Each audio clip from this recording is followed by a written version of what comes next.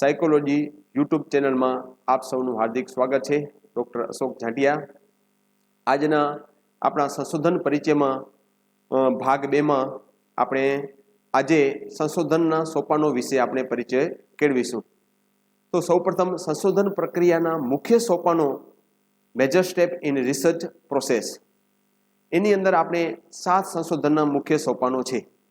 સંશોધન સમસ્યાની પસંદગી, બીજો છે પ્રક્રિયા પદ્ધતિ અને સંશોધન ડિઝાઇન, ત્રીજો છે ઉત્કલ્પનાઓની ચકાસણી અને પરિણામોનું અર્થઘટન, ચોથો છે ચર્ચા અને સ્પષ્ટીકરણ, પાંચમું છે સામાન્યકરણ, છઠ્ઠું છે સંદર્ભ ગ્રંથ અને સાતમું છે સંશોધન અહેવાલની રજૂઆત। આ બધા 7 ટોપિકોનું હવે આપણે અંદર ડિટેલથી એની માહિતી મેળવી। હવે પહેલો છે સોપાન સંશોધન સમસ્યાની પસંદગી। આપણે કોઈ પણ સંશોધન સમસ્યાની પસંદગી કરવી હોય તો એની અંદર આપણે 5 મુદ્દાઓ ખાસ ધ્યાનમાં રાખવા પડે છે। એક, સંબંધિત સાહિત્યનું વિશ્લેષણ, સંબંધિત ખ્યાલોની વ્યાખ્યા આપવી, સંશોધનની મર્યાદાઓ, સંશોધનના હેતુઓ અને ઉત્કલ્પનાઓનું ઘડતર। હવે આપણે સંશોધન સમસ્યાની પસંદગી, કોઈ પણ સમસ્યા છે એની આપણે સૌપ્રથમ પસંદગી કરવી પડે છે। દાખલા તરીકે હું એક સમસ્યા કહું છું કે કચ્છ જિલ્લાના એચટાટ અને નોન એચટાટ આચાર્યોની વ્યવસાયિક મનોભાર અને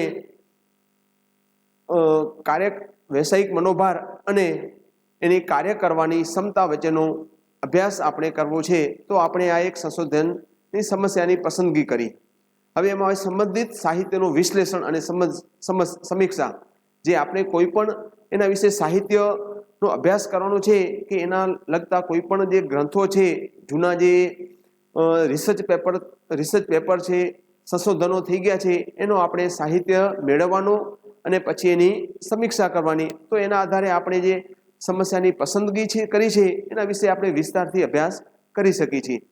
સંબંધિત ખ્યાલોની વ્યાખ્યા આપવી, જે આપણે સંશોધન સમસ્યા પસંદગી કરી છે એના જે ખ્યાલો છે, એના દરેક મુદ્દાઓ છે એ મુદ્દાઓની વ્યાખ્યા આપવાની।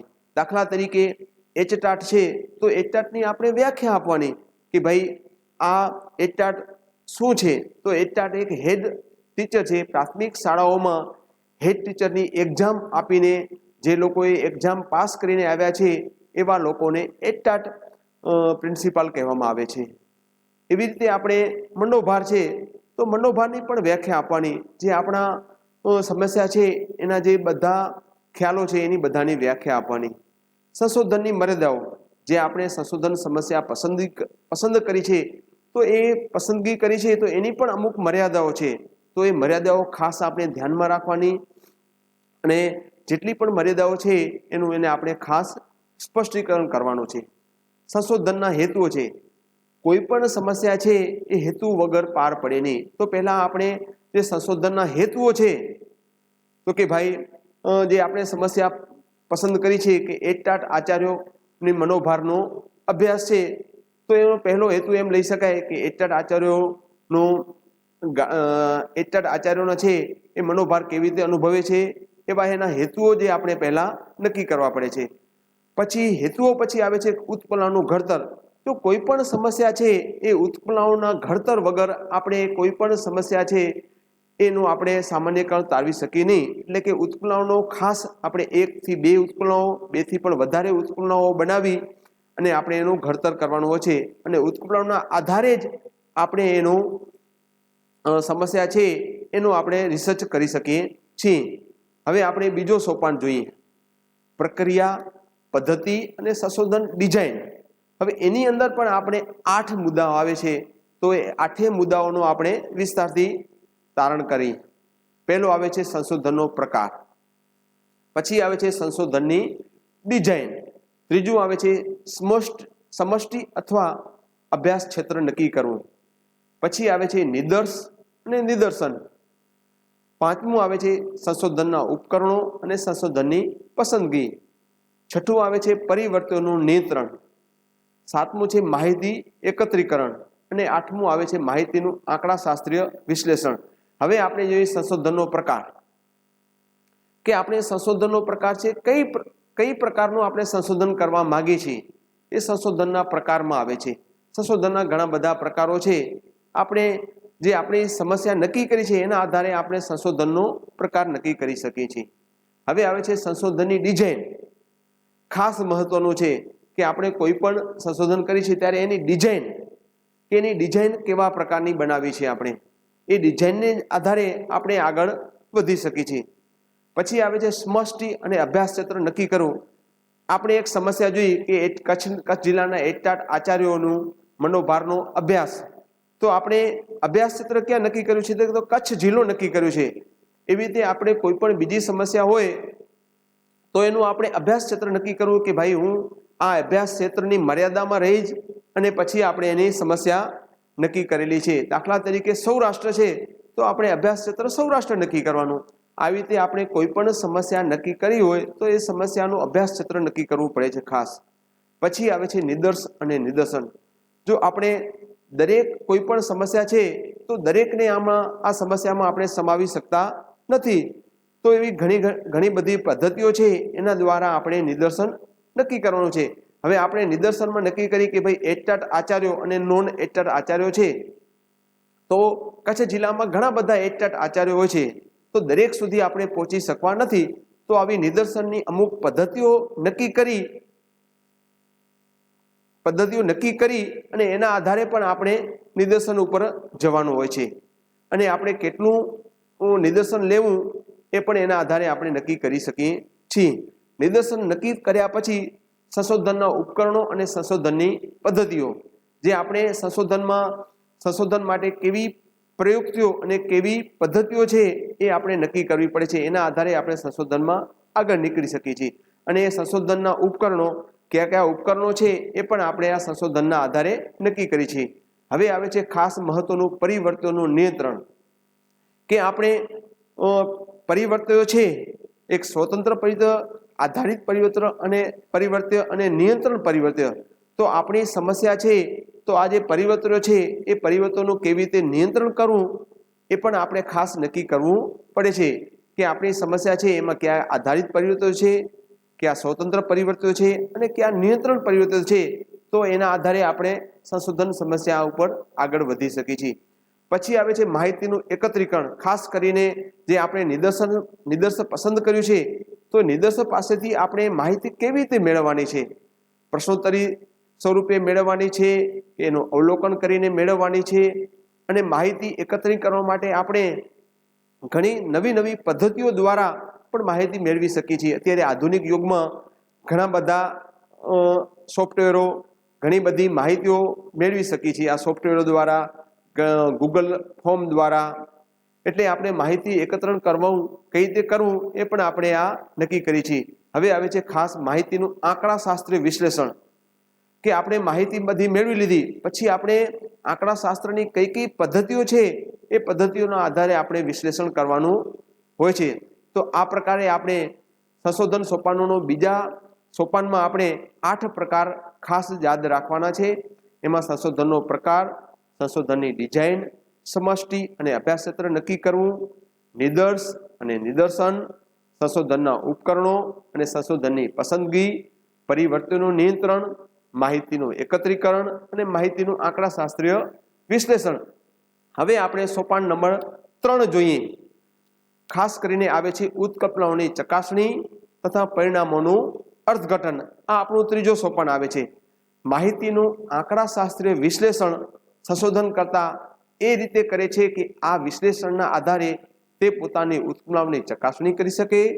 સંશોધન કરતા એ બાબતનો પૂરેપૂરો પ્રયાસ કરે છે કે ઉત્કલ્પનાઓની ચકાસણીમાં ગુણાત્મક માહિતીને સ્થાને માત્રાત્મક માહિતીને લેવામાં આવે છે.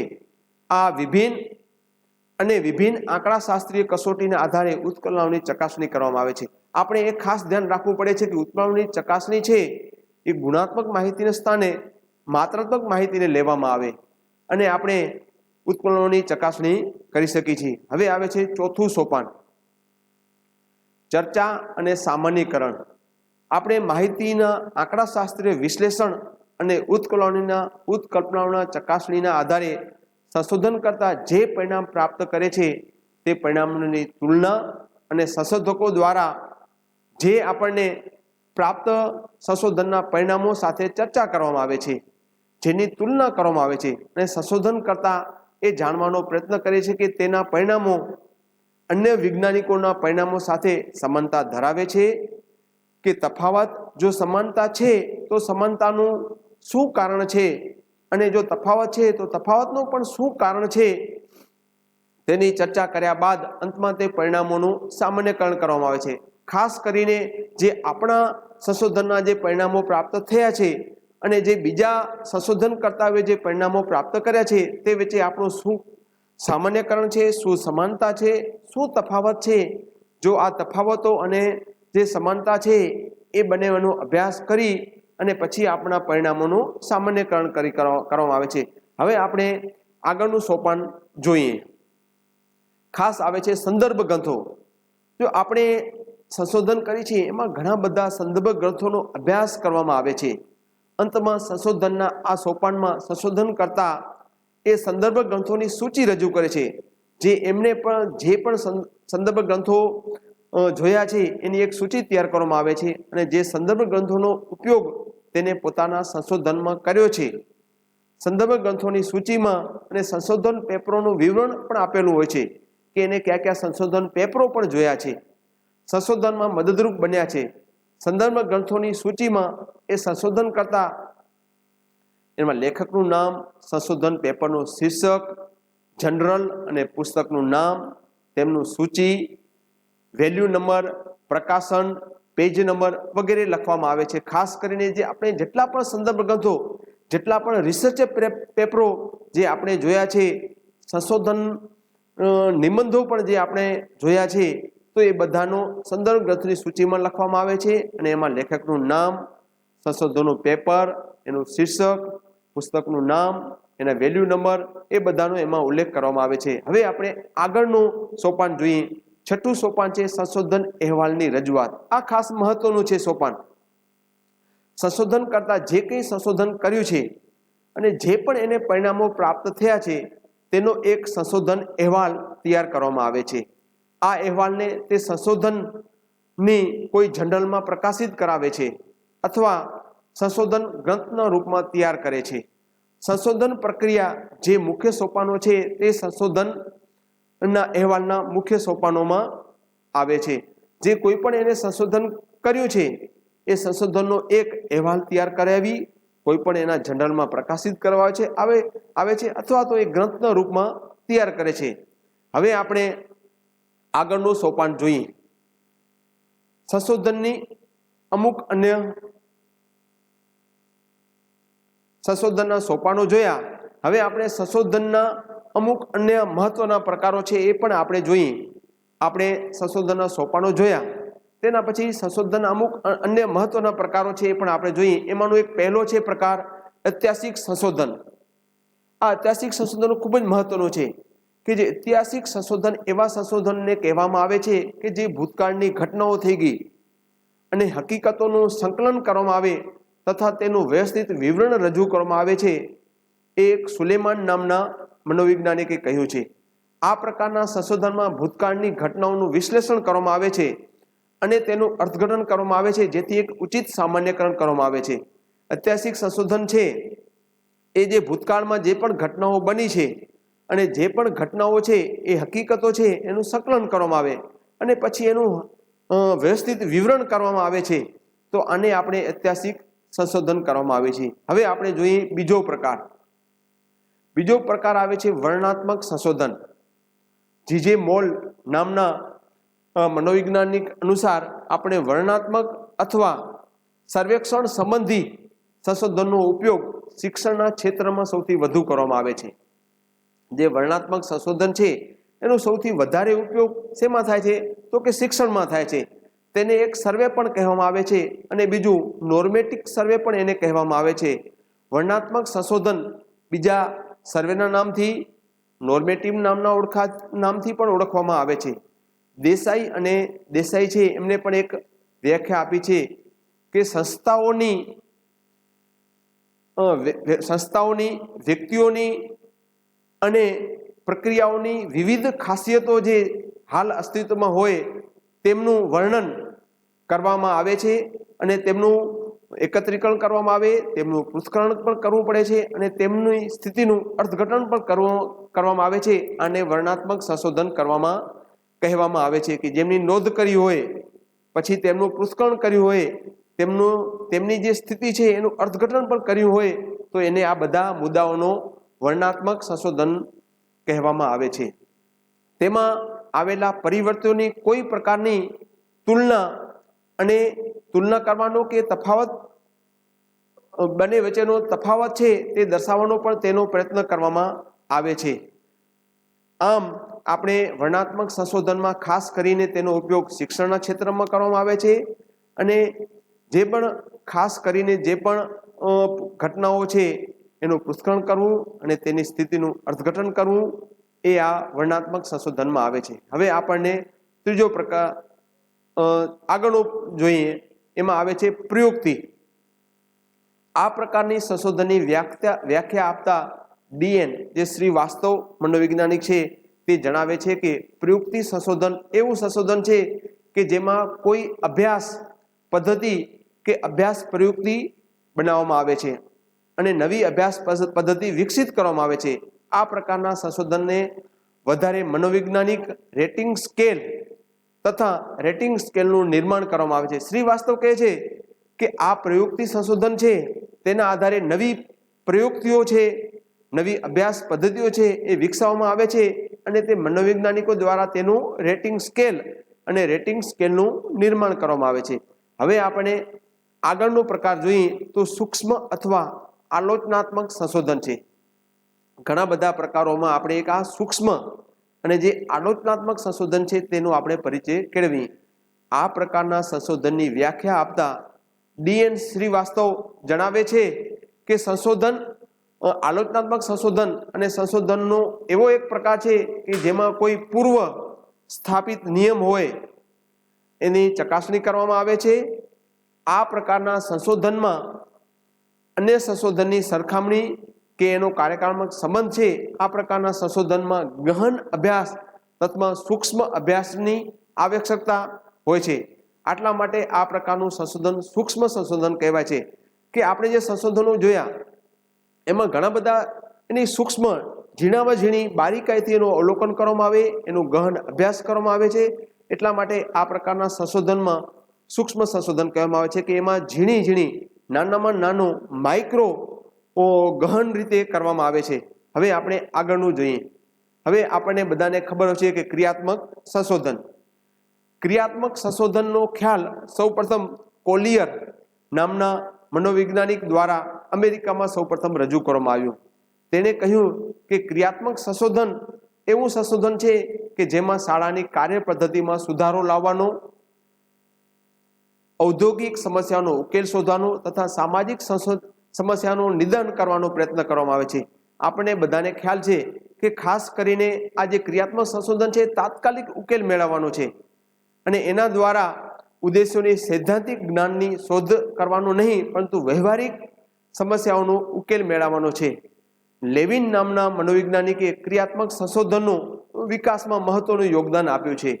શિક્ષણ, સમાજ તથા ઔદ્યોગિક ક્ષેત્રમાં તેનું મહત્વ પર ખૂબ જ ભાર મૂકવામાં આવે છે. સ્ટીફન કોર છે એને પણ ખાસ કરીને ક્રિયાત્મક સંશોધનની વ્યાખ્યા આપતા જણાવે છે કે શિક્ષણમાં ક્રિયાત્મક સંશોધન વ્યવસાયિકો દ્વારા કરવામાં આવતું એવું સંશોધન છે જેનાથી તે પોતાના વ્યવસાયમાં સુધાર લાવી શકે છે.